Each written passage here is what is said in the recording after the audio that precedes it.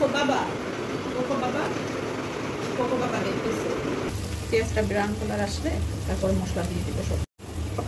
একটু লাল লাল brown colour আসলে আদা বাটা,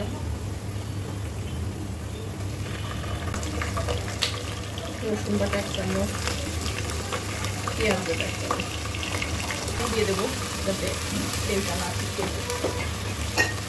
1 চামচ হলুদ, লবণ, 2 চামচ শুকনো মরিচের গুঁড়া দিব, দারচিনি দিব, এলাচ দিয়ে দিব। এলাচ আর দারচিনি গুঁড়ো করে লাস্টে দিলেও হবে, কিংবা এখন 1 চামচ জিরার গুঁড়া।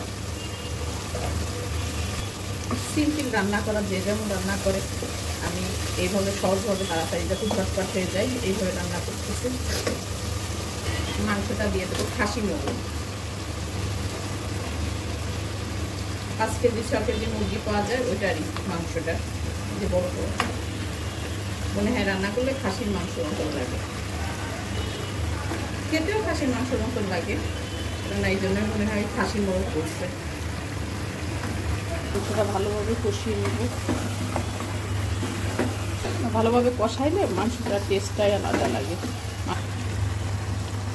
মাংসটা পানি ছেড়ে দিবে, এখন কিছুক্ষণ ঢেকে রাখবো, যাতে পানিটা ছেড়ে দেয়, ওটা দিয়েই কষানো হয়ে যাবে। ঠিক মাংস কতটা পানি ছাড়ছে,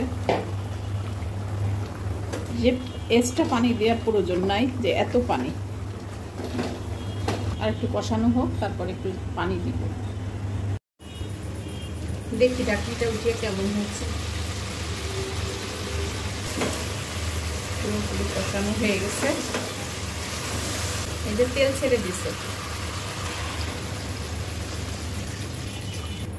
আর একটু পানি দিয়ে দিই, কিছুক্ষণের জন্য ঢেকে রেখে দিব।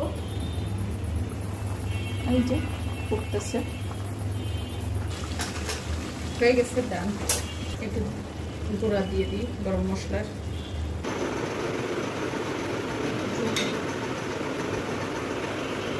বাসার বাচ্চা কাছে চলে এসছে, সবারই বাসায় আসলে জ্বর ঠান্ডা, আসলে কারো বাসায় অবস্থা সেরকম ভালো না।